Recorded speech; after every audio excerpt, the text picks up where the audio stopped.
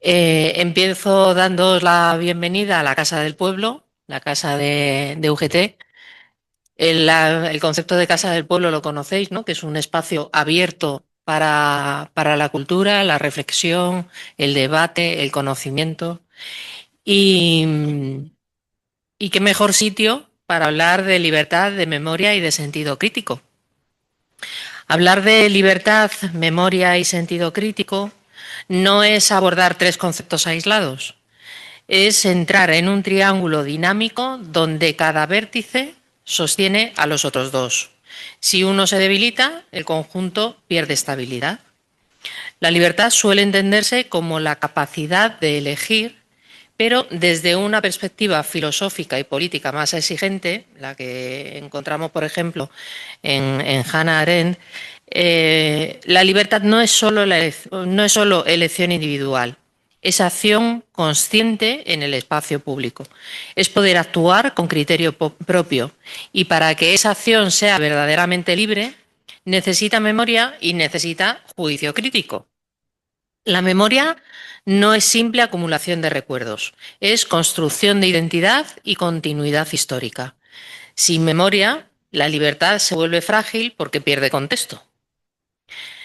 Como advertía George Santayana, quien olvida su historia está condenado a repetirla. Y más allá de la frase que conocemos perfectamente, lo que está en juego es algo estructural. La memoria nos proporciona los marcos de referencia que permiten evaluar el presente, fundamentalmente evaluar el presente, ¿no? En ese marco. Sin ella, cada decisión parece nueva, cada problema parece inédito y se facilita la manipulación.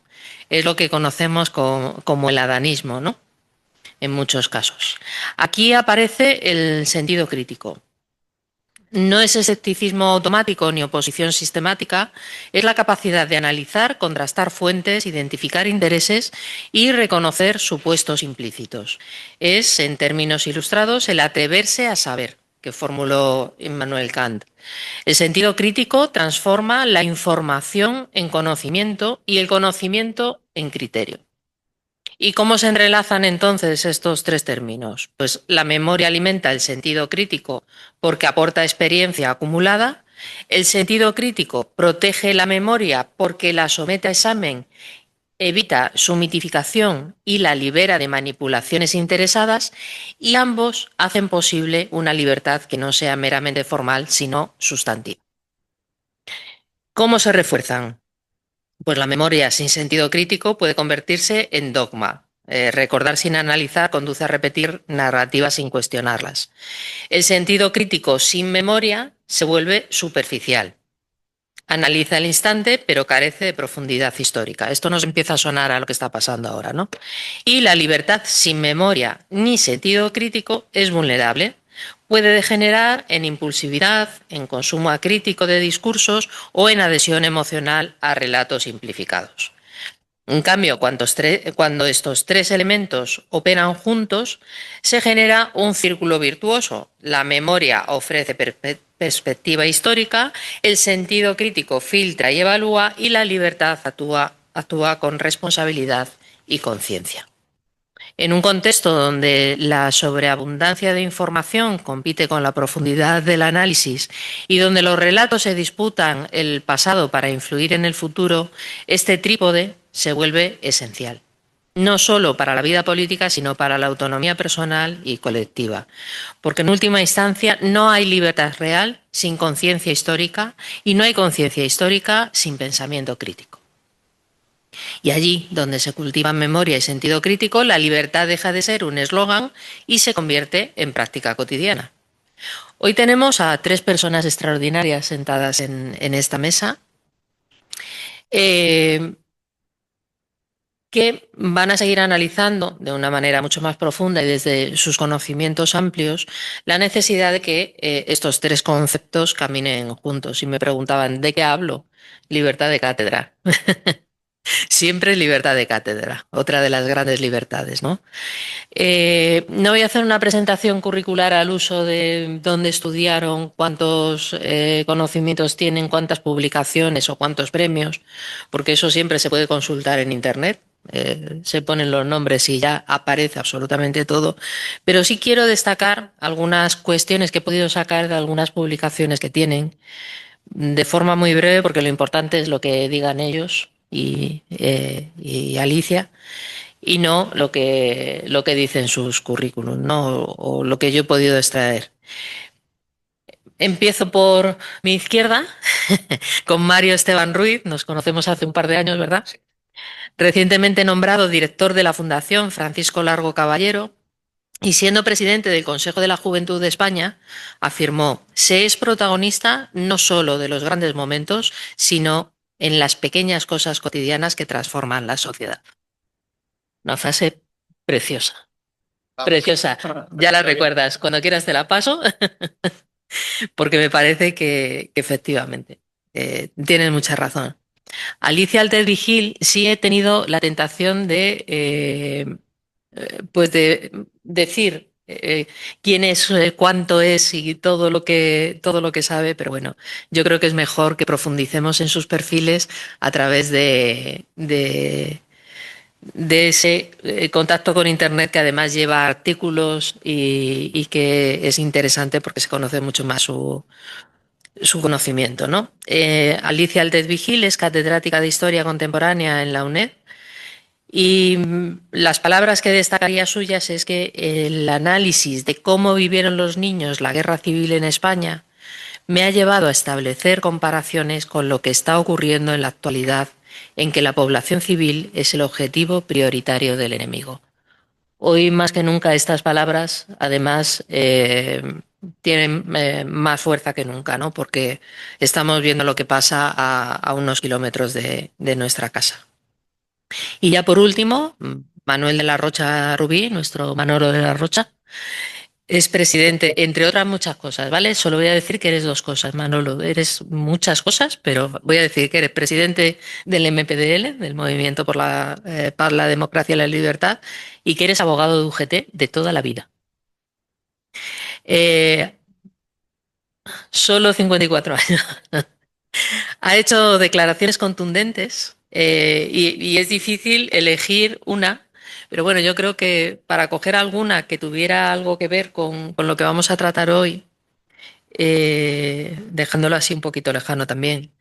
En su momento escribió: nunca Europa y la democracia social han estado tan en riesgo como en la actualidad.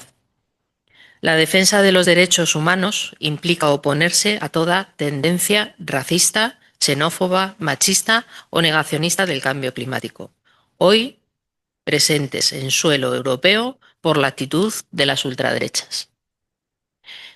Yo creo que de esta manera he hecho una introducción a cada uno de ellos. Empezará hablando Mario. Te damos aquí el estreno en nuestra fundación de esta manera y tú ya es la palabra. Muchas gracias.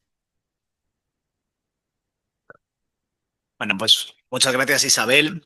Y como bien dices, me estreno prácticamente, llevo poquitos meses. Pude estar en Valladolid hace poco en un seminario para hablar de la ultraderecha, ¿no? Y cómo el avance está poniendo pues en riesgo, ¿no? El modelo de convivencia básico que tenemos y cómo puede ser esa respuesta sindical del movimiento organizado. Y pues es la primera vez aquí en Madrid, así que muy contento y muy agradecido por las palabras, gracias a la Fundación, Beren. Además, por permitirme hablar un poco de lo que me dé la gana, porque aquí al lado de Alicia, que, en fin, ¿qué vamos a decir en cuestiones de historia, no? Si nos ponemos a hablar de memoria democrática, de historia contemporánea, pues nada que hacer. Y Manolo, que además es secretario de la Fundación, pues entre otras muchas cosas, como bien ha dicho Isabel, pues bueno, lo tenía un poco complicado, ¿no? Y más, pues, en este ciclo de libertad como ejercicio de memoria. Pero yo cuando pensaba un poco de, oye, pues vamos a ver, y pensando también que lo más enriquecedor puede ser el debate posterior, claro, a mí la palabra libertad, pues, joder, me gustaría reflexionar y poner encima de la mesa una observación que para mí es muy simple, ¿no? Cuando escuchamos ahora mismo la palabra libertad en el debate público, ¿qué imaginamos? ¿Qué es lo que se nos viene a la cabeza? Porque prácticamente ahora en el día a día, cada vez que se escucha la palabra libertad, pues lo que se nos viene es un tipo de discurso muy concreto. Libertad, bajar los impuestos, menos regulación, el mercado funcionando sin interferencias, el Estado apartándose, ¿no? Y no metiendo las manos en los bolsillos, como dicen. Es decir, la libertad en el marco actual que nos están metiendo a través de los medios de comunicación y sobre todo de las redes sociales, pues se ha convertido en una palabra que prácticamente se ha apropiado la derecha. Y eso a mí me preocupa mucho y me llama la atención. Porque si lo miramos con un poquito de perspectiva histórica, pues ocurre un poquito lo contrario, ¿no? Las grandes ampliaciones de libertad en las sociedades modernas, pues no nacieron del laissez-faire y de esa cuestión del liberalismo clásico, ¿no? Que Alicia seguramente podrá contar mucho mejor que yo, sino que nacieron de las luchas sociales, nacieron del movimiento obrero, nacieron de personas que se organizaban colectivamente para poder vivir con más dignidad. Y cuando, por ejemplo, se conquistó la jornada de 8 horas, pues eso era ampliar la libertad y las libertades, ¿no? Cuando se crea la sanidad pública, pues eso es ampliar la libertad. Cuando se conquista el derecho a sindicarse, eso es ampliar la libertad. Es decir, la izquierda, por mucho que nos quieran decir, no nace para limitar la libertad, sino que nace para ampliarla y nace para hacerla posible a más gente. Y sin embargo, pues hoy ocurre algo paradójico y es que la palabra libertad pues parece que ha cambiado de significado. Y claro, en este contexto en el cual vemos cómo los marcos de referencia y estos inputs que nos llegan en cada momento con esta palabra libertad tan manida por algunas profesionales de la política, vamos a dejarlo ahí, pues claro, ¿qué significa realmente ser libre? Porque la libertad no es neutra. Para mí es una palabra que ahora mismo está en disputa. Y esa disputa es una batalla cultural que yo creo que tenemos que dar y que no podemos dejar de lado sin por lo menos defenderla desde nuestro punto de vista y abordarla desde nuestra perspectiva más clásica, ¿no? Porque la libertad en el marco de la derecha lo tenemos claro. Vemos a los políticos cómo la maltratan, cómo los altavoces de los medios de comunicación bien financiados por esta derecha institucional la repiten. Y la idea es la que ya hemos hablado, que el Estado no intervenga, que puedas elegir comprar lo que quieras, te puedas tomar unas cañas, que puedas consumir, en fin. Una concepción de libertad muy centrada en el individuo y sobre todo en el mercado. Y claro, en apariencia es algo, pues oye, muy atractivo. ¿A quién no le gusta tomarse unas cañas en una terraza como ejercicio de libertad? Pero claro, yo creo que tenemos que abordarla un poquito más, porque si lo miramos un poquito más de cerca, pues esa concepción tan básica pues tiene muchas contradicciones. A mí me gusta mucho un filósofo, que si no me equivoco es esloveno, Zizek, que lo explica con bastante ironía y con mucha más gracia de la que puedo intentar tener yo, que dice que vivimos en sociedades donde nos sentimos libres porque tenemos muchas opciones entre las que elegir. Podemos elegir entre plataformas digitales, podemos elegir si queremos ser de Netflix o de Amazon o de HBO, o si somos de izquierdas culturetas y nos gusta el gafapasta, permitirme este término, nos gusta filming, porque nos gusta el cine clásico. Podemos elegir entre aplicaciones, podemos elegir entre marcas, si eres iPhone, si eres Samsung, entre decenas de productos. Pero esa libertad muchas veces ocurre en un marco que nosotros pues, no controlamos, porque nos dejan elegir muchas cosas pequeñas, pero no siempre nos dejan elegir esas cosas importantes. No siempre podemos elegir cuánto trabajamos, en qué condiciones trabajamos, cuánto control tenemos sobre nuestro tiempo, si podemos pagar una vivienda digna, independizarnos. Y ahí aparece esta paradoja que desde mi punto de vista es muy interesante, que vivimos en sociedades donde la libertad se presenta constantemente como un valor central, pero al mismo tiempo muchas personas sienten que cada vez tienen menos control real sobre sus propias vidas. Entonces, ¿en qué quedamos? ¿Cuál es la verdadera libertad? ¿La que nos permite desarrollar nuestro proyecto autónomo de vida en base a lo que hemos elegido? ¿O la libertad de poder elegir entre las cosas nimias que realmente no nos afectan en el día a día? No sé. Para mí las cosas que afectan a la libertad son los trabajos precarios, los horarios imprevisibles, la dificultad para emanciparse, la inseguridad económica. Entonces, analizando esto, a mí la pregunta me volvía, ¿no? ¿La libertad entonces es elegir entre productos o servicios? ¿O realmente la libertad es poder tener nuestro proyecto autónomo y poder desarrollar nuestro proyecto vital? No sé, ¿qué es la perspectiva más tradicional del movimiento obrero? Que yo creo que hoy es importante volver a recalcar, ¿no? Y es la idea de que la libertad es la que nos tiene que permitir desarrollarnos de una manera autónoma y que realmente seremos libres si no dependemos de otra persona para poder vivir. Esa idea para mí es algo muy sencillo y muy básico que yo creo que deberíamos de relanzarla y analizarla de una manera mucho más profunda. Porque si nuestra supervivencia depende de aceptar cualquier condición de trabajo, pues no vamos a ser nunca libres. Si podemos ser despedidos sin protección, si no tenemos acceso a la educación, a la sanidad, a la vivienda, si enfermar significa arruinarse, como pasa en Estados Unidos, ¿eso es ser libre? ¿En la meca de la libertad y de las libertades?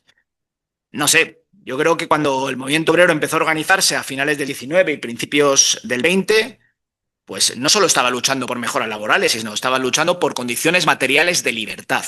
Son aquellas cuestiones que nos permitían desarrollar nuestro proyecto autónomo de vida, que me gusta mucho repetirlo porque yo creo que es algo que tenemos que tenerlo lo más claro posible. Y esas peleas que ahora ya nos parecen, pues que los derechos que se consiguieron, pues son obvios, ¿no? Y están como muy extendidos, pues yo creo que nos equivocamos y pensamos que lo que se dio y lo que se consiguió ahora mismo está consolidado y no está en riesgo. El otro día escuchaba, no sé si lo oísteis, una influencer de estas que hablaban del modelo maravilloso de Dubái y ahora todos quieren que con nuestros impuestos les repatriemos y les traigamos aquí, que hablaba de qué pasaría si, bueno, que nos instaban, ¿no? A no pagar nadie impuestos, ¿no?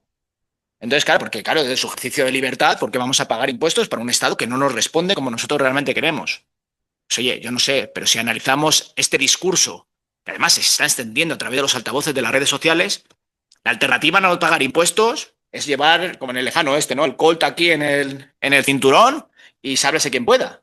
Y a mí en ese modelo todos sabemos quiénes van a ser los que se salvan los primeros, que son los que tienen condiciones de vida económicas para poder hacerlo, ¿no? Entonces, a mí me preocupa mucho ese modelo porque al fin y al cabo lo que nos ha llevado a conseguir las mejores condiciones de libertad pues son las jornadas de 8 horas, la seguridad social, las vacaciones pagadas, la negociación colectiva, la educación pública, no sé, todas aquellas cuestiones que fueron presentadas por muchos sectores como ataques a la libertad y luego se ha demostrado todo lo contrario. Porque cada vez que se ha intentado una mejora de las condiciones de vida de la clase trabajadora, histórica o ahora mismo con la subida del salario mínimo, siempre se dice, no, limita el mercado, se va a cargar la economía, se hunde España. Cualquier cuestión era un dramatismo absoluto de distintas modificaciones que ahora hemos visto que ya consolidadas, pues todo el mundo las tiene meridianamente normalizadas. Y esas medidas ni mucho menos limitaron la libertad, sino que la extendieron y la hicieron posible para millones de personas que antes no tenían condiciones de vida para poder desarrollar sus proyectos autónomos.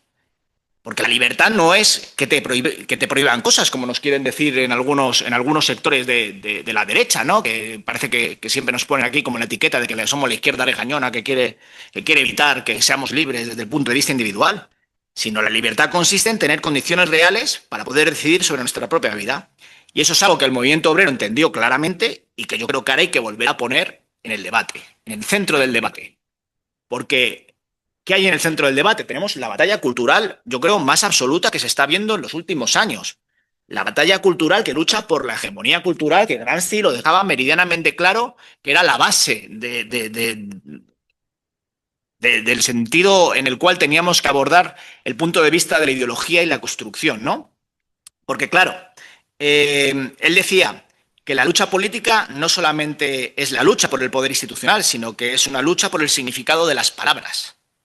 Y ahí es donde radica para mí la clave verdadera, porque en ese significado de las palabras tenemos el concepto de libertad, del cual estamos hablando ahora, pero también de democracia, justicia, igualdad, memoria. Y esa batalla cultural, donde estamos ahora mismo todos inmersos, pues la están ganando. Y yo creo que nos equivocamos si pensamos que no la están ganando. Y es dramático y a mí me preocupa mucho, y hace poco lo analizábamos sobre todo con la gente más joven, con la gente de los chicos y chicas de Ruge, que están haciendo un esfuerzo magnífico, pero que claro, que si las personas, principalmente jóvenes, ¿no? Que su primer acercamiento a la política es a través de un reel de Instagram o de un TikTok o a través de las redes sociales, porque no participan en movimientos organizados, no participan en asambleas políticas, no leen la prensa, porque han cambiado los medios de consumo, no podemos olvidar que la realidad ha cambiado. Y esta gente pues piensa que está más cerca del influencer criptobro que vive en Miami y que gana millones y que conduce un Lamborghini que del trabajador que va sentado junto a él en el metro, pues tenemos un grave problema. Y no nos damos cuenta que esa realidad está calando cada vez más en las calles y en la sociedad. Y a mí me preocupa bastante. ¿Y por qué ha pasado esto? Pues porque llevan mucho tiempo organizados. O sea, tenemos que darnos cuenta que llevan invirtiendo y organizándose mucho tiempo para esta batalla cultural y conseguir que la hegemonía cultural vaya cambiando y vaya girando. Y es algo que nos preocupa porque, claro, han redefinido el sentido de libertad. Para ellos, la libertad es la ausencia de regulación. La libertad solamente la entienden como libertad de mercado y, al fin y al cabo, como una decisión individual. Pero, claro, ya hemos visto lo que pasa en otros países cuando estos gobernadores ultraliberales llegan al poder. Lo primero que hacen es extender, pues como ha pasado con la reforma laboral en Argentina, ¿no? ¿Eso no va a afectar a la situación, a la libertad individual de los trabajadores y trabajadoras argentinas? Por supuesto que sí, mucho más que todo lo demás que están diciendo. Entonces, yo creo que en este momento en el cual la batalla cultural está encima de la mesa y que realmente tenemos que batallarla, tenemos que darla, tenemos que afrontarla y confrontarla con toda la decisión que desde la izquierda podamos y desde nuestras organizaciones debemos, tenemos que analizarlo también desde un punto de vista de hemos llegado a este momento, pero si miramos atrás, ¿cómo lo abordamos desde el punto de vista de la memoria? Y cómo la memoria nos puede ayudar a darle a esta batalla cultural para hablar de el momento en el que hemos llegado y lo que fueron la lucha por las consecuciones de la libertad, ¿no? Y yo creo que eso es algo que es muy, muy relevante. Porque, por ejemplo, si hablamos ahora mismo de memoria, que parece que algunos están como muy desmemoriados, a mí me hace mucha gracia, por ejemplo, este momento en el que si hablamos de memoria democrática y hablamos de la guerra civil y hablamos de esta equidistancia, ¿no? En la cual ahora mismo nos quieren hacer llevar y cambiar también esta batalla, ¿no? Ideológica, esta batalla cultural hacia la guerra que perdimos todos, ¿no? Entonces, bueno, pues analizando un poco desde la parte de la memoria democrática, a mí siempre me gusta pues resaltar que ya después de la guerra civil, en tiempos de posguerra, oye, pues entre 50 y 60.000 personas fueron ejecutadas tras la guerra. Alrededor de 500.000 tuvieron que marcharse al exilio. Entre 350 y 500.000 personas pasaron por prisión. Más de 8.000 españoles y españolas fueron deportados a campos nazis y cerca de 5.000 murieron en ellos. Yo creo que no todos la perdieron por igual, ¿no? Entonces yo creo que hay que resignificar un poco cuando hablamos de los que lucharon por la libertad, que fueron la gran mayoría de los represaliados tras la guerra civil, ahora que tenemos este momento para hablar de la memoria, ¿no? Y desde ese punto de vista, a mí sí que me gusta abordar que desde la Fundación tenemos un proyecto que es el censo de represaliados, porque una de las cuestiones, esto Manuel lo conoce muy bien, que hemos encontrado y que hemos analizado, y ahí tenemos a la historiadora Manuela, que es la impulsora de esta investigación, que sitúa a la UGT como la organización que más represaliados, o sea, que más represión sufrió tras la guerra, ¿no? Entonces, este censo de represaliados para nosotros, pues es un proyecto que lo que nos permite es darle voz, darle un homenaje a aquellas personas que quedaron invisibles, porque no lo queremos hacer solamente desde el punto de vista numérico. Para nosotros, detrás de cada una de las personas, lo que queremos es contar y poner en valor su historia. Saber que el archivo que nosotros queremos mostrar, lo que va a contar son las historias individuales de aquellas personas que, luchando por la libertad, sufrieron una represión bárbara. Y eso creo que es nuestro deber como fundación, nuestro deber como sindicato y como organización, porque además creo que en un punto de vista en el cual vemos una falta de sentimiento identitario, ¿no? Y esto es una de las cosas que cada vez que te hablamos con los compañeros de Ruge, ¿no? Que la juventud se siente como más sola, menos dentro de un colectivo, como más aislada. Creo que ese sentimiento identitario de ese orgullo de organización, de ese orgullo de movimiento obrero organizado, de ese orgullo de seguir el legado de aquellos compañeros y compañeras que fueron represaliados por la lucha por la libertad, yo creo que tenemos que conseguir que llegue y que cale. Porque desde nuestro punto de vista, y para eso yo creo que desde la Fundación tenemos que poner toda la carne en el asador para intentar que sea posible, ese legado tenemos que conseguir trasladarlo. Y ese sentimiento identitario de que el gente vea que somos lo que somos. Y estamos mucho más lejos del influencer criptobro y además que no queremos ser como ellos, sino queremos ser como Isabel, queremos ser como el compañero y la compañera que trabajan en la empresa de la esquina, o como el panadero que se levanta, o como el conductor de autobús que nos lleva al trabajo. Y yo creo que ese sentimiento identitario tenemos que seguirlo peleando, porque es nuestra batalla cultural. Esa resignificación de la palabra libertad, esa lucha por nuestros por nuestro trabajo diario, ese orgullo de organización y de aquellos delegados y delegadas que están del día a día en las empresas, trabajando por la mejora de las condiciones de vida de las personas trabajadoras de este país y consiguiendo que su libertad individual y colectiva sea la libertad de sentido amplio.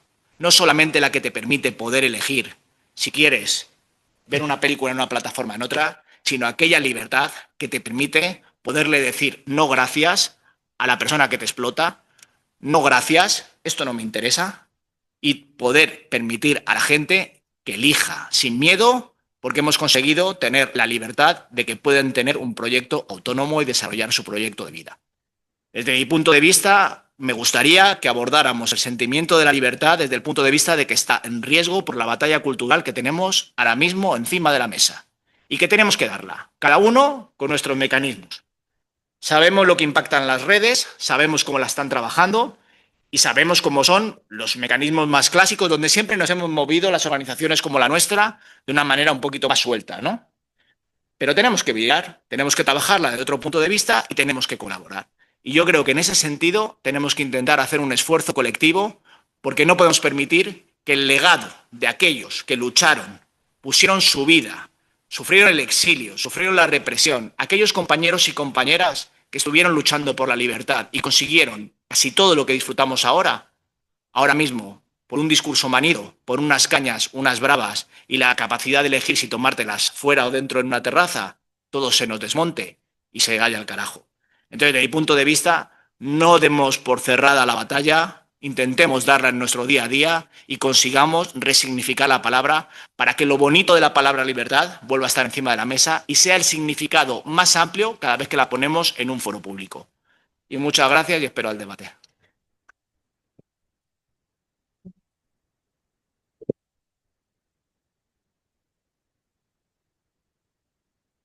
Bueno, perdón.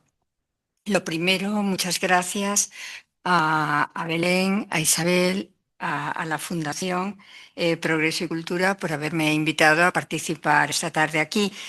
Cuando yo le pregunté a Belén sobre qué podía hablar, porque claro, también estaba como Mario, como mis compañeros, como planteaban, ¿no?, mi intervención en este ciclo, me dijo que sobre lo que tenía libertad de cátedra, como ya os he dicho, pero bueno, le dije que como historiadora tenía que dar una perspectiva histórica a mi intervención. Entonces eso es lo que voy a intentar hacer y bueno, espero que les pueda interesar y podamos luego discutir en el debate, y además ha sido muy interesante lo que es esa reflexión sobre cómo entendemos, cómo se malentiende y cómo deberíamos entender la libertad que ha realizado Mario. Bueno, la Ley de Memoria Democrática de octubre de 2022 se planteó conseguir un doble objetivo, como bien saben. El primero era fomentar el conocimiento de las etapas democráticas de nuestra historia hasta llegar a la configuración del Estado social y democrático de derecho de hoy en día. Ese era el primer objetivo y el segundo era garantizar el derecho de las víctimas a preservar y mantener su memoria, la memoria de ellas, a través del conocimiento de la verdad y de acuerdo con los principios de la justicia transicional.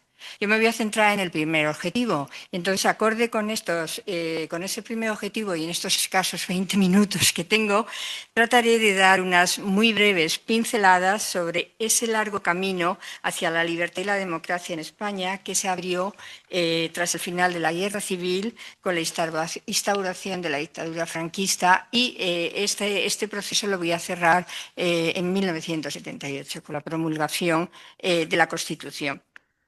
Ahora, antes de hacer esa inmersión en la historia reciente de nuestro país, quiero hacer unas consideraciones generales previas sobre una reflexión, más que nada, sobre la relación entre memoria e historia, porque estamos hablando de memoria, estamos hablando de libertad, estamos hablando de sentido de pensamiento crítico. Bueno, también hay que tener claras las lindes entre lo que entendemos por historia y lo que entendemos por memoria.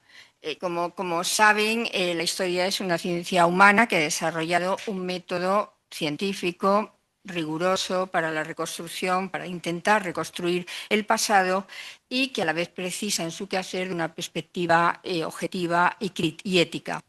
Esto es lo que diferencia la historia de la memoria, aunque se da una imbricación entre ambos conceptos, porque, como el historiador Pierre Nora ya señaló hace tiempo, memoria, cito, memoria e historia funcionan en dos registros radicalmente diferentes, aun cuando es evidente que ambas tienen relaciones estrechas y que la historia se apoya y nace de la memoria. Y otro historiador querido, que ya nos dejó hace años, Julio Aróstegui, ha escrito, escribió, la historia restituye la memoria del pasado, pero puede también rectificarla. Y añade, la memoria retiene el pasado, pero es la historia la que lo explica. O sea, eso tenemos que tenerlo muy claro. Otro historiador, profundizando un poco más en esa relación entre la memoria y la historia, Jean Le Goff, considera que hay al menos dos historias. Una, la historia de la memoria colectiva y otra, la historia que hacen los historiadores.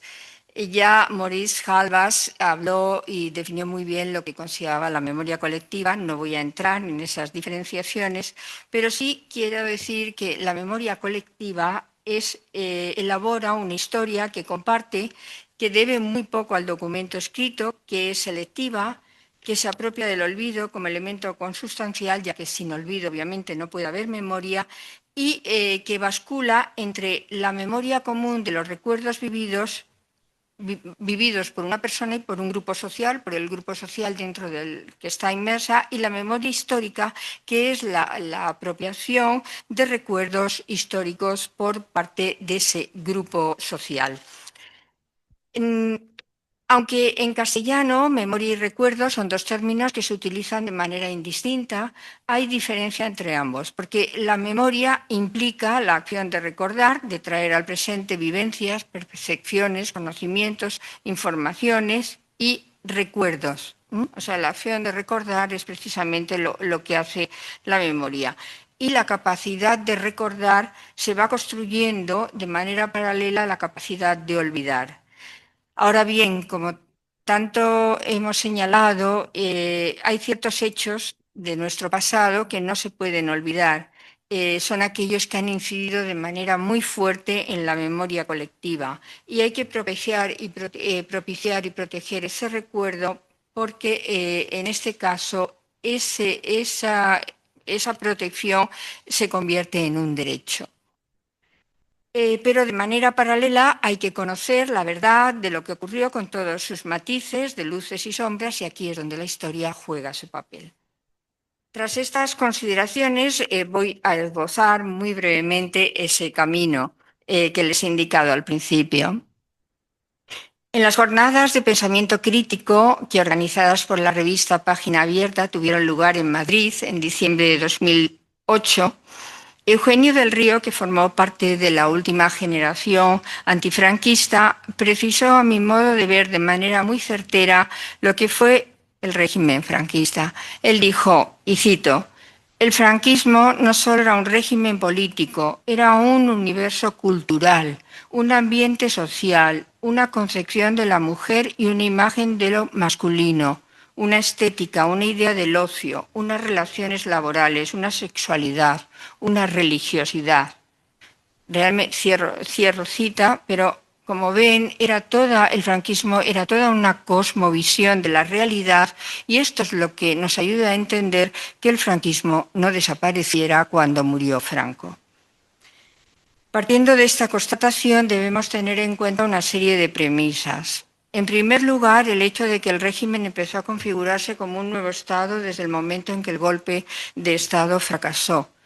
En segundo término, el hecho de que el franquismo nació con voluntad de adanismo, de ahí la denominación de año de la victoria, primer año triunfal, segundo año triunfal, con lo que pretendía desvincularse completamente de todo lo que había representado la República. Además, hay que tener en cuenta que desde el principio contó con unos claros apoyos sociales e institucionales vinculados a una concepción tradicional, católica y conservadora de la sociedad. patria y religión católica conformaron lo que se conoció como nacionalcatolicismo. Ahora bien, hay un aspecto que es importante. Tenemos que preguntarnos sobre la legitimidad y la legalidad de este régimen que estaba configurándose como un nuevo Estado ya incluso durante la Guerra Civil. Como ustedes saben, la legitimidad desde el punto de vista de la ciencia política es el ejercicio del poder sin tener que recurrir a coacción ni violencia. Obviamente no podemos considerar que la dictadura fue un régimen legítimo porque utilizó hasta el final los mecanismos violentos para neutralizar a la oposición.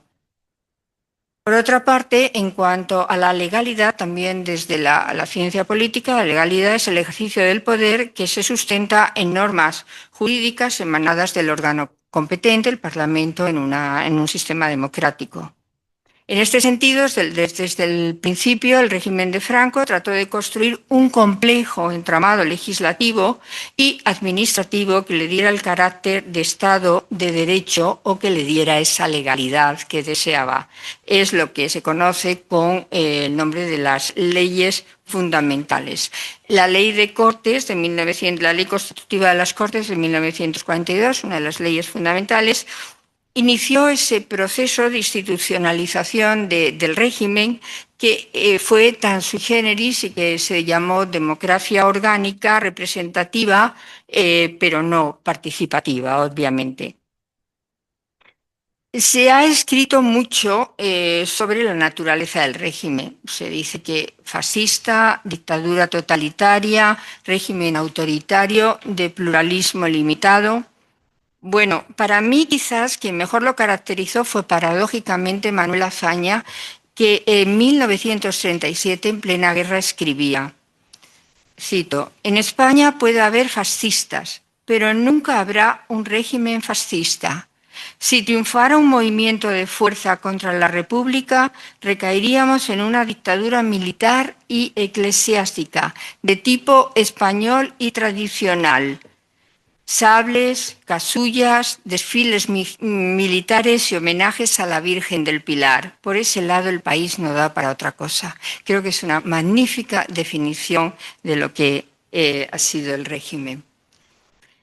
Desde un punto de vista estratégico, España estaba situada dentro del bloque occidental y la Guerra Fría, con la división del mundo en dos bloques, hizo que el país estuviera dentro de la órbita de Estados Unidos.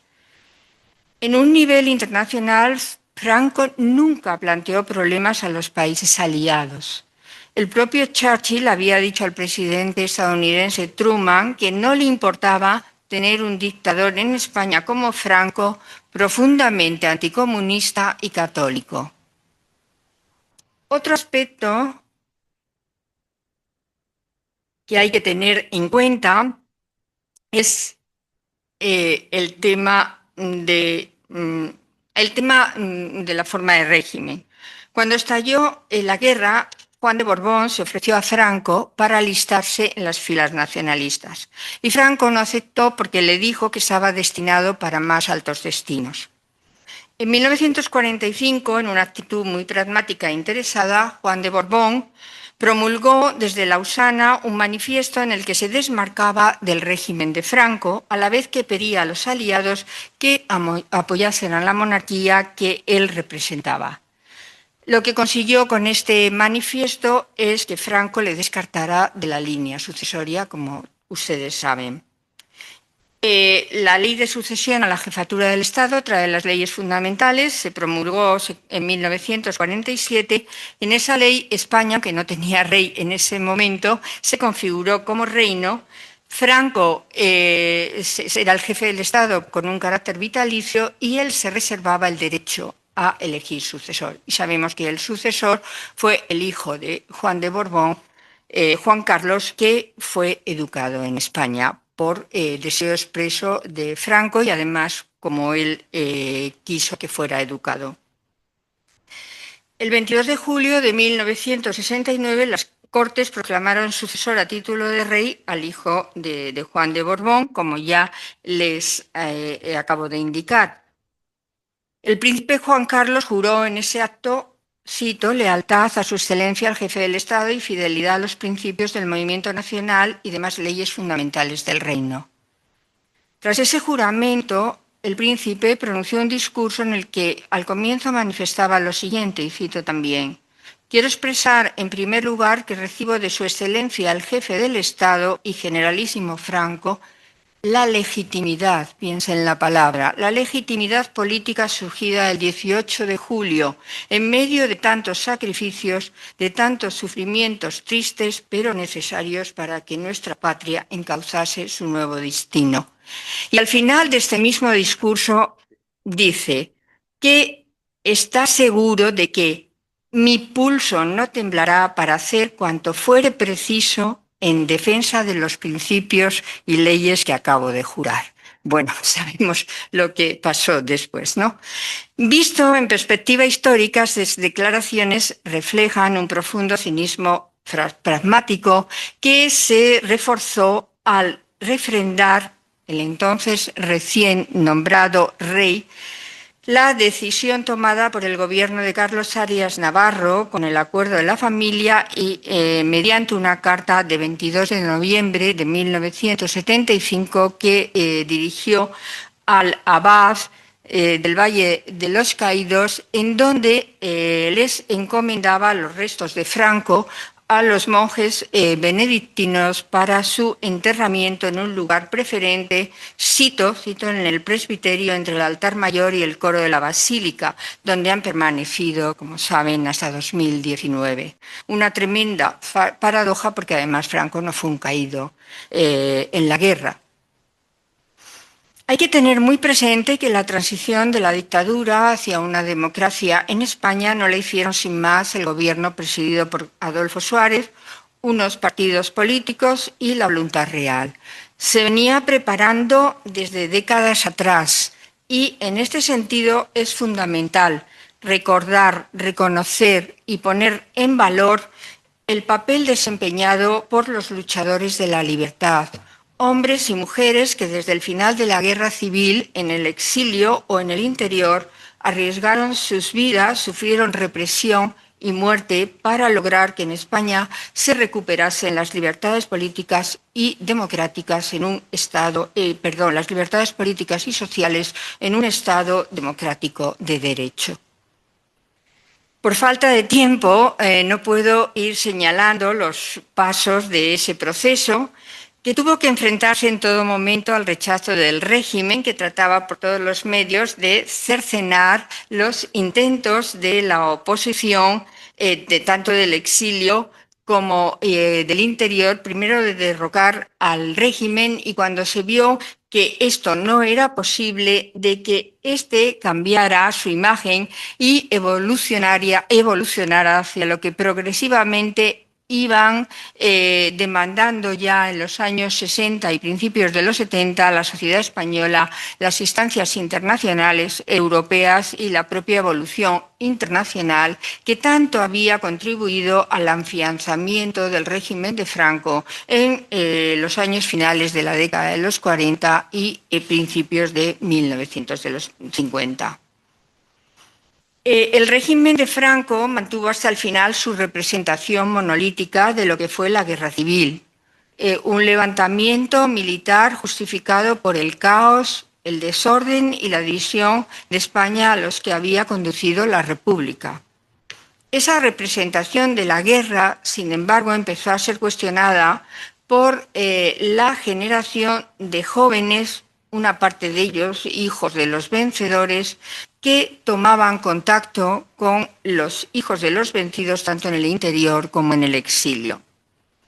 Pero para que esos contactos pudieran fructificar en algo positivo, tenía que cambiarse la representación de la contienda civil construida por los vencedores y que implicaba el exterminio sin piedad del adversario.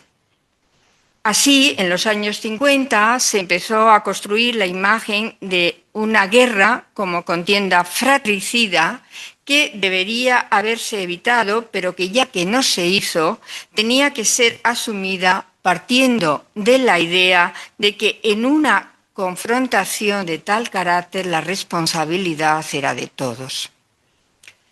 Solo así era factible que personas procedentes de los dos bandos pudieran encontrarse y hablar sobre el futuro del país.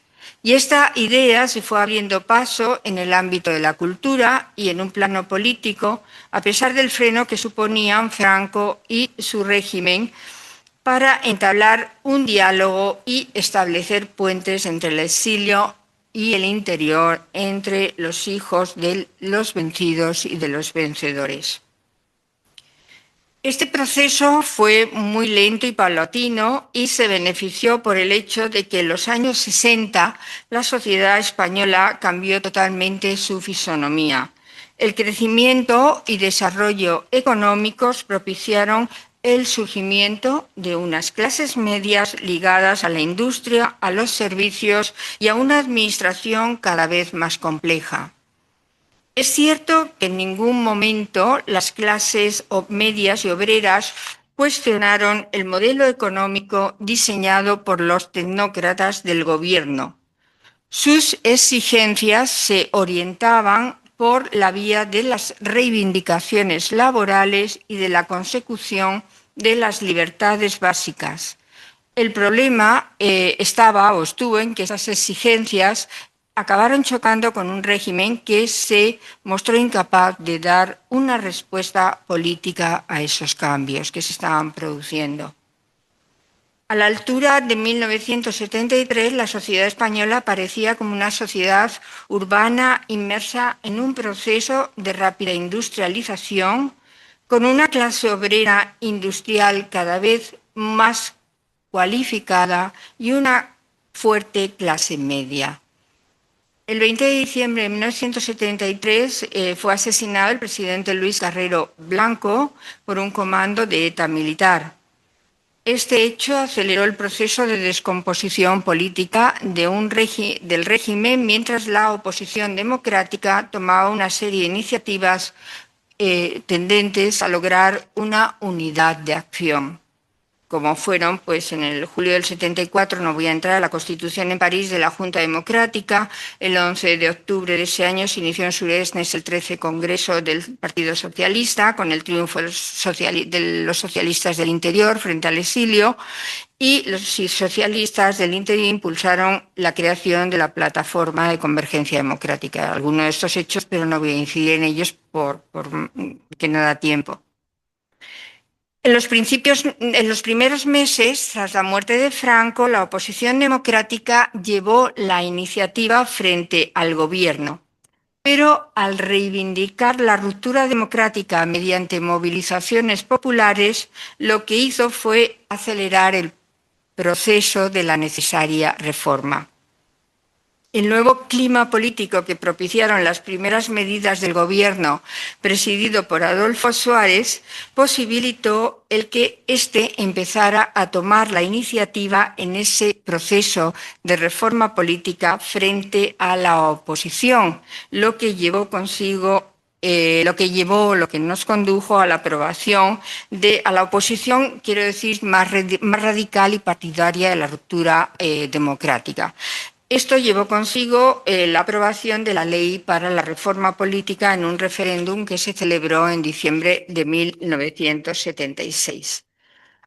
La estrategia del gobierno de Adolfo Suárez con respecto al proceso de reforma tendía a que la oposición abandonara la idea de la ruptura democrática en aras de una reforma pactada, lo que implicaba la aceptación de facto de la monarquía instaurada por Franco y de una modificación del sistema político del régimen anterior dentro del propio sistema.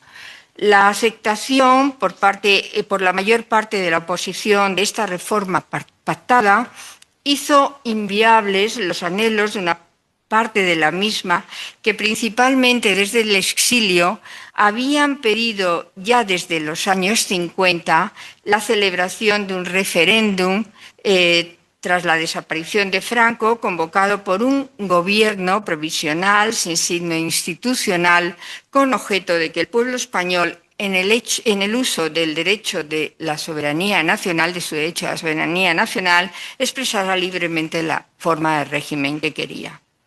Así, con una inteligente política de pactos, el gobierno de Suárez consiguió un respaldo mayoritario a su reforma, mientras la oposición veía cómo se sacaban adelante sus reivindicaciones básicas: la legalización de los partidos políticos y organizaciones sindicales, la concesión de una amplia amnistía política, la disolución del movimiento, el reconocimiento del hecho regional y nacional, lo que nos llevaría al Estado de las Autonomías, y la convocatoria de elecciones a Cortes Constituyentes. Como contrapartida, la oposición renunció a plantear el tema de la consulta sobre la forma de régimen. El objetivo último era facilitar el retorno a la democracia, aunque fuera a partir de la idea de la reforma pactada defendida por el gobierno de Suárez, o lo que era lo mismo, ir hacia un régimen democrático mediante reformas graduales dentro de la legalidad franquista. Como saben, los hitos en este proceso fueron las elecciones generales de junio de 1977, a las que no pudieron presentarse los partidos republicanos porque fueron autorizados con posterioridad. En octubre del 77, los pactos de la Moncloa para el saneamiento y reforma de la economía de octubre del 77, la promulgación de la ley de amnistía de ese mismo mes y la ratificación en referéndum de la Constitución española el 6 de diciembre del 78 y que entró en vigor el 29 de diciembre de ese mes. Y con esto termino y gracias.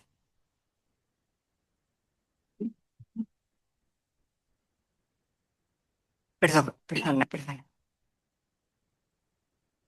Bien, pues buenas tardes a todas y a todos. Y quiero empezar, lógicamente, agradeciéndole a Isabel Vilabella, a la Fundación y a la UGT de Madrid la convocatoria de este ciclo y la invitación para intervenir en esta mesa, cuyo título, Libertad, Memoria y Sentido Crítico, pues sin duda a mí también me produjo una cierta inquietud acerca de sobre qué había que hablar, cuál era el contenido, y también le pregunté a Isabel. Mi satisfacción es doble después de haber escuchado tanto a Mario como la profesora Altez.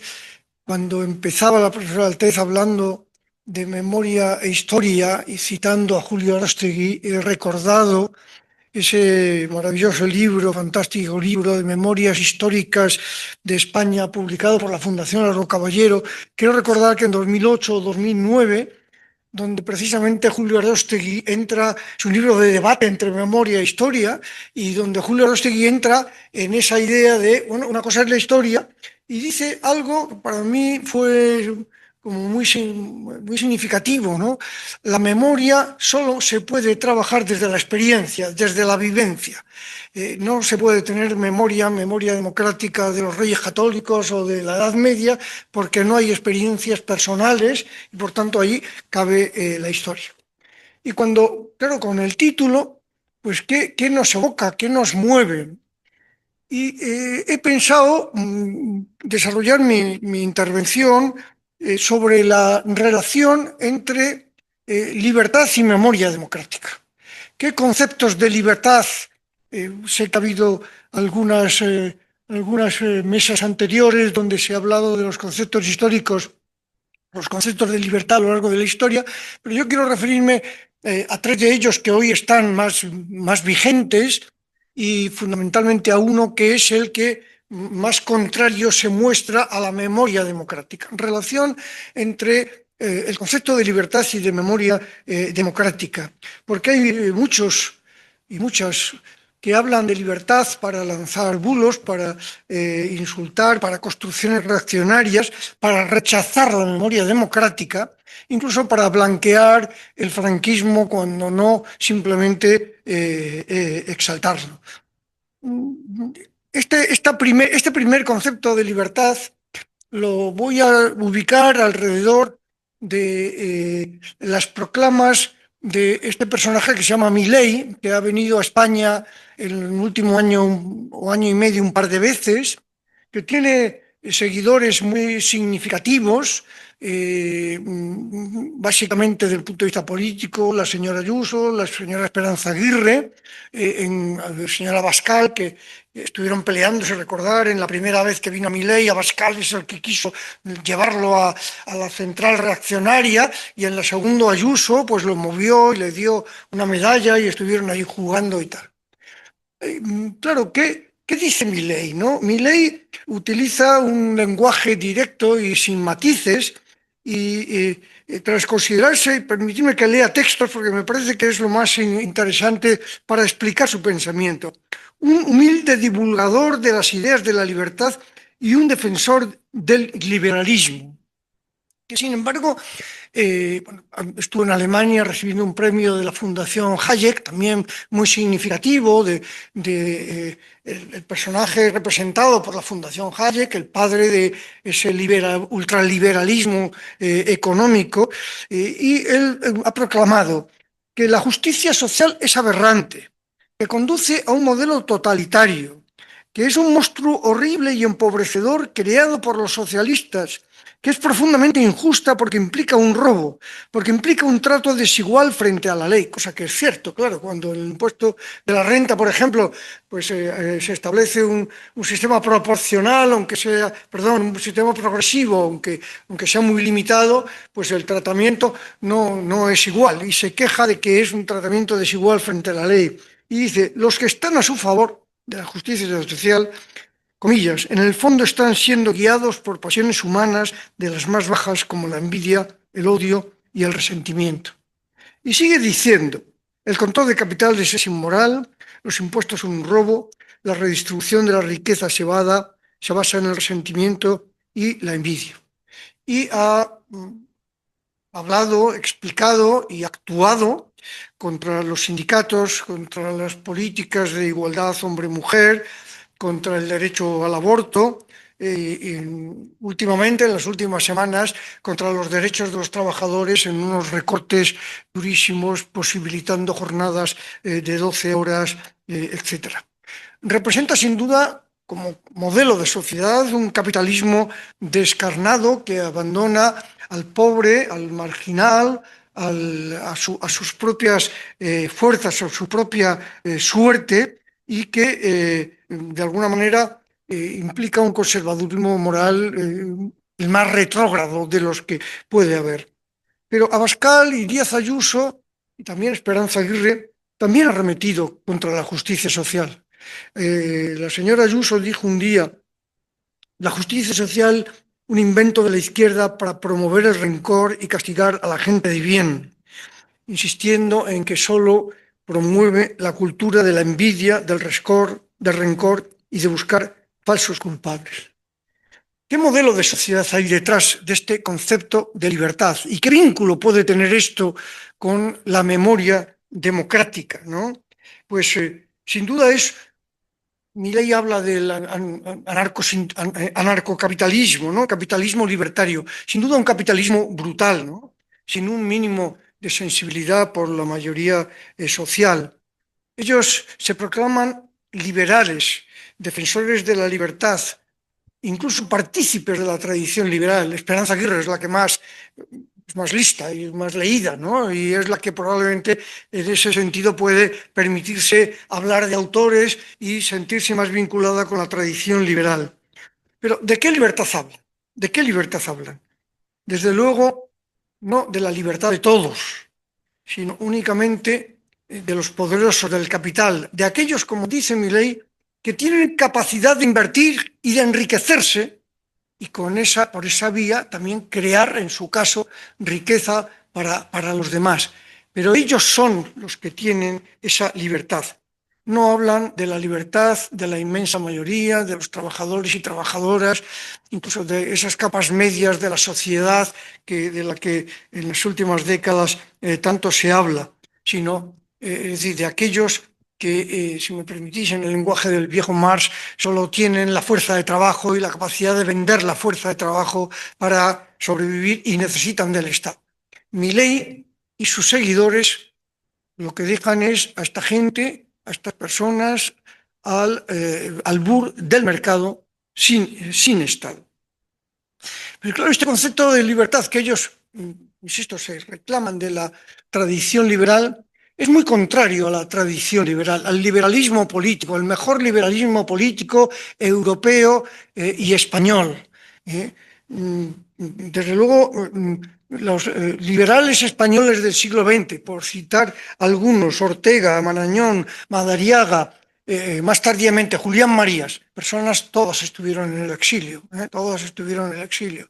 Julián Marías tiene publicado un libro en Espasa, que creo que es del 70 y pocos, del 72 o 73, que se llama De la justicia social y otras justicias. Y en ese libro afirmaba que, comillas, la justicia social es algo indiscutido, todo el mundo la pide, nadie la niega, menos se atrevería a oponerse a ella.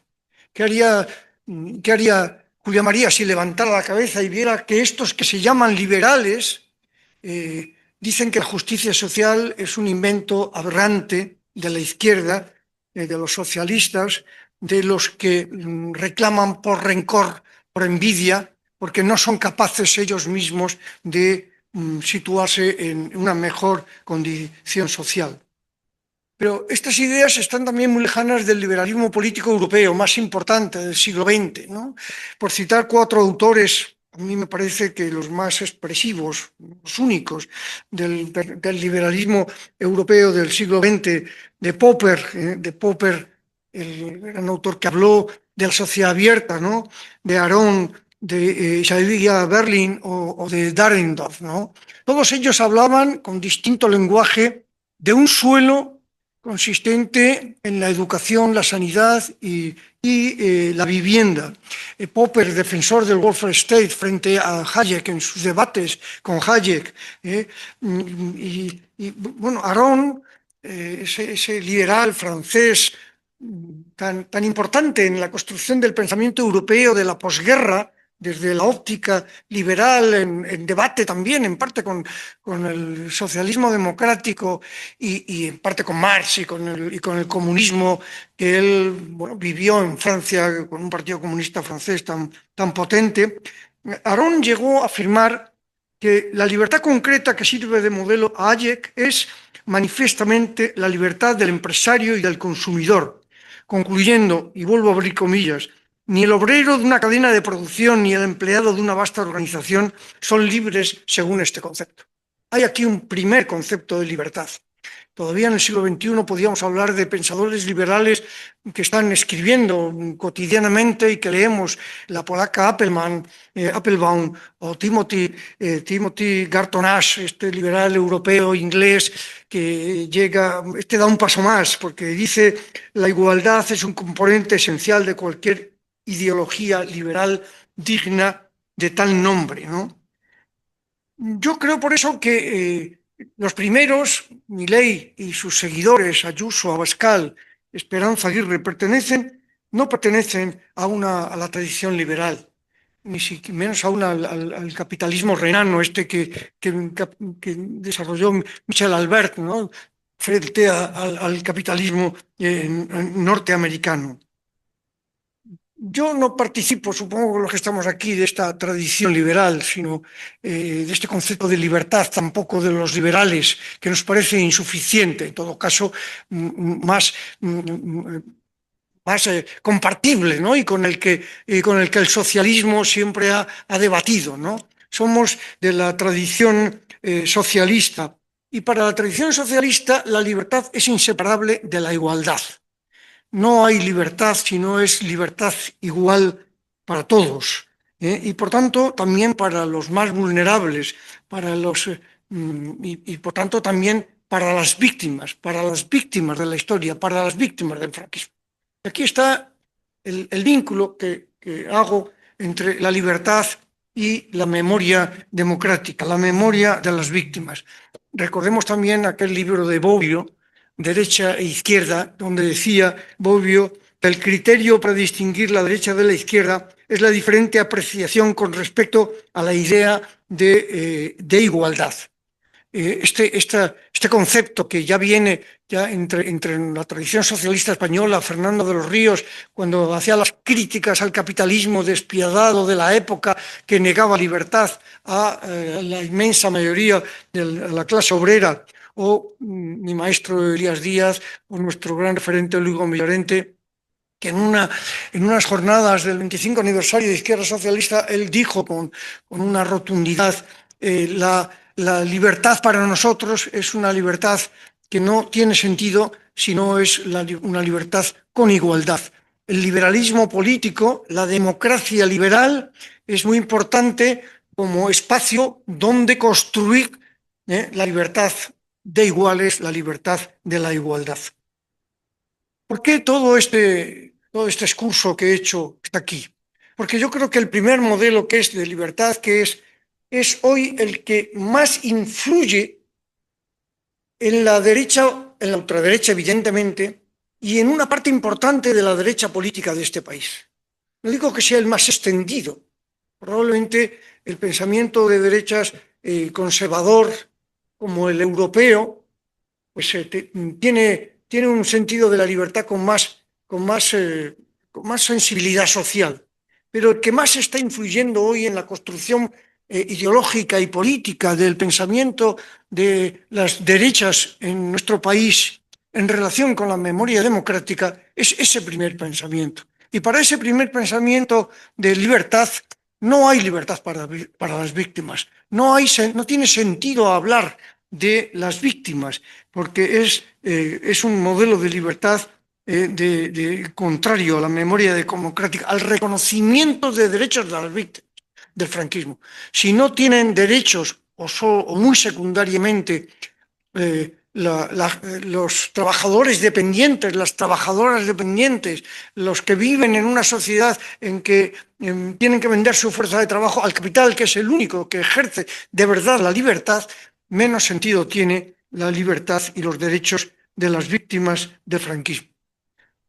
Se ha hablado hace un momento por Alicia de la Ley de Memoria Democrática. Recordemos la Ley de Memoria Histórica de Zapatero del 2007, que da un primer paso, ¿no? Que da un primer paso modesto, suave, a ver si conseguía arrastrar a la derecha política, cosa que se vio que era imposible, ¿no?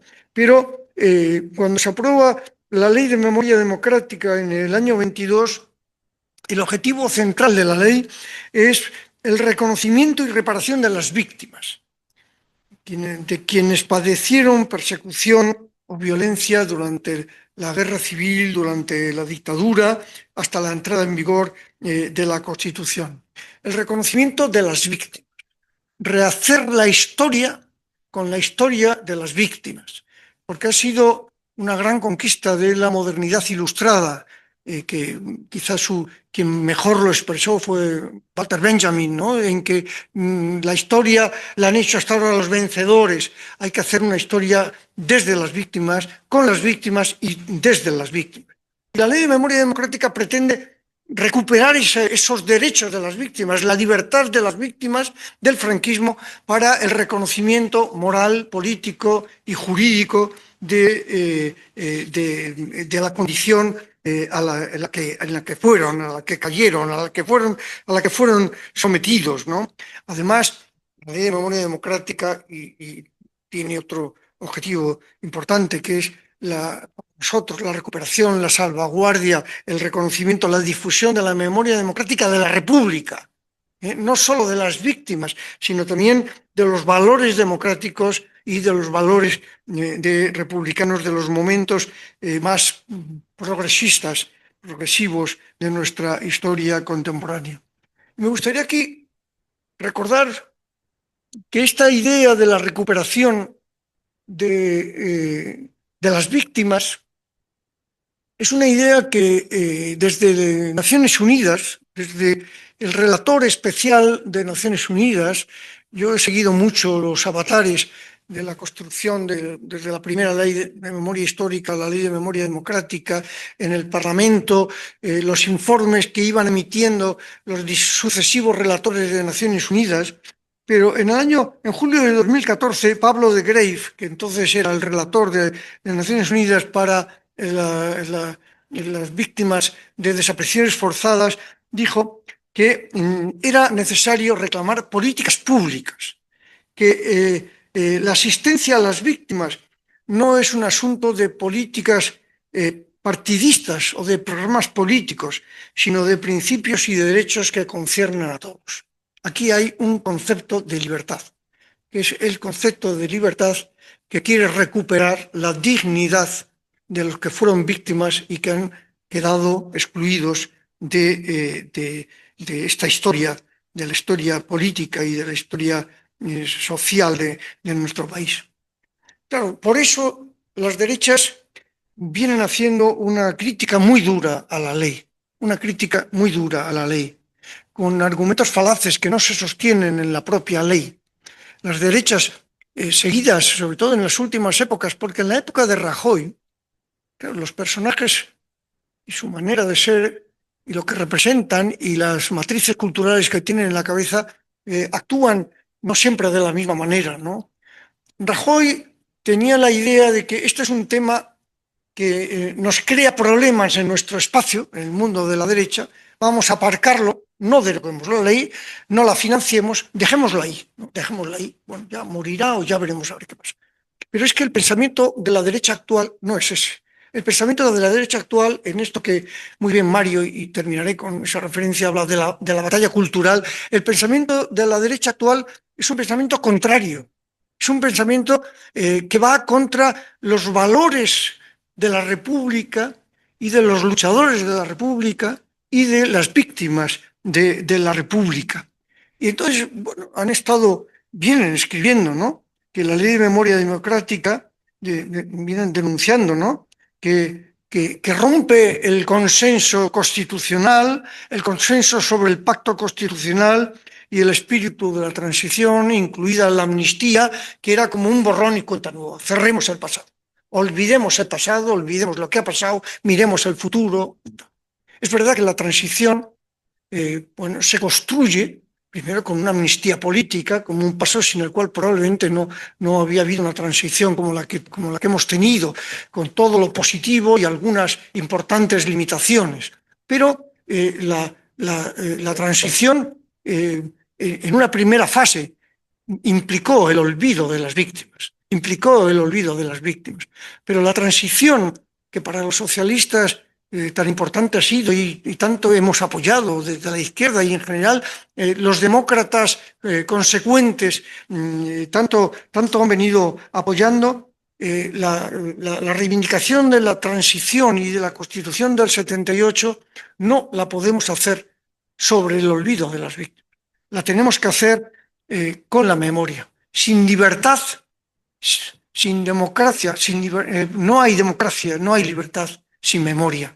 Sin memoria de los que sufrieron, de los que soportaron las consecuencias de un golpe militar. Y bueno, por eso a mí me parece tan importante que la Ley de Memoria Democrática la veamos no solo como una recuperación de cadáveres tan importante, tan clave, tan básico, ¿no?, tan básico. Y hay unos datos recientes de que se van a poder recuperar hasta 25.000 cuerpos de los 114.000 que parece que podría haber, y de esos 25.000 solo un 30% van a poder ser identificados. El resto, bueno, serán exhumados, pero no identificados.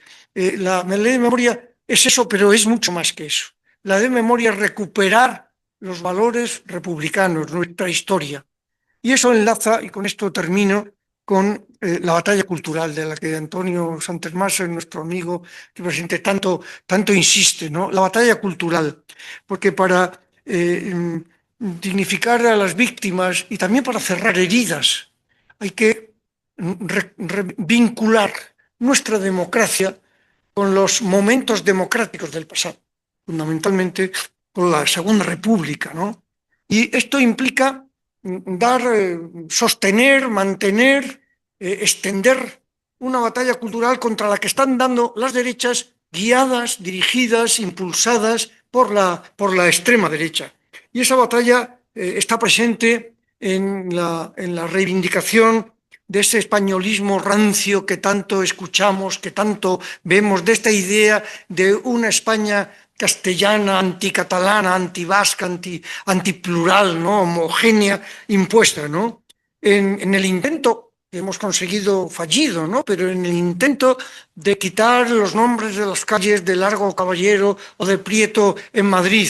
Y de tal manera que cuando el Tribunal Supremo dijo, no, reconfirmó, esa decisión es nula y se tiene que reponer, los que dirigían el Ayuntamiento de Madrid tuvieron una reacción realmente virulenta, la vicealcaldesa y el propio alcalde, contra Largo Caballero, contra lo que significó los dirigentes socialistas y el presidente de la República, ¿no? Y esta batalla cultural está también en esa continua estigmatización de la historia de la izquierda, de nuestra historia, de la historia de los republicanos, de los socialistas, de nuestros valores. En los últimos años dando un paso más, varios pasos más, en la justificación del golpe militar.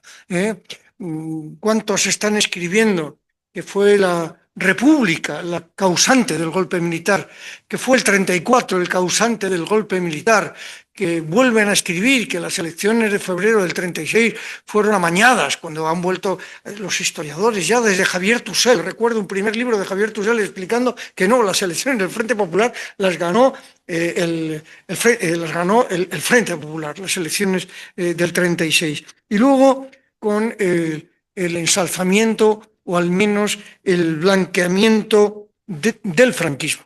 Esto ya está a la orden del día, con distintas expresiones, por distintos vericuetos. Se vivía muy bien, no había estos problemas de desigualdad que hay hoy, había vivienda para todos.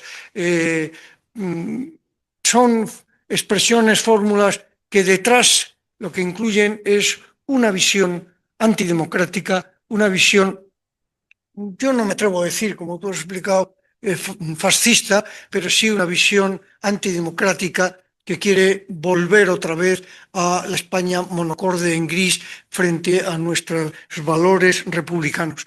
Esta batalla cultural está bien expresada en estas jornadas que habéis montado desde la Fundación, la idea de qué es la libertad, qué modelo de libertad, cómo vinculamos la libertad con la memoria democrática, que es en definitiva la memoria también de la UGT. Gracias. Bueno, pues yo termino repitiendo, porque yo creo que una de las claves que tiene la ultraderecha, que lo repite todo, y repite, y repite, y repite, y al final el mensaje cala, y nosotros somos tan originales que no repetimos nada. Así que yo voy a repetir los agradecimientos a los que nos habéis acompañado, a quienes nos van a ver a través del canal YouTube de la Fundación Progreso y Cultura. Lo digo despacio para que quien lo tenga lo pueda apuntar. Gracias a Belén Sandía, que es la directora gerente de la Fundación Progreso y Cultura, que ha organizado este ciclo tan magnífico y que termina dentro de un mes, y que es la que además, bueno, pues consigue subir todos los vídeos y que estén a disposición para que lo podamos disfrutar muchas veces. Así que muchas gracias y de verdad no sé cómo agradeceros que hayáis aportado tanto. Gracias.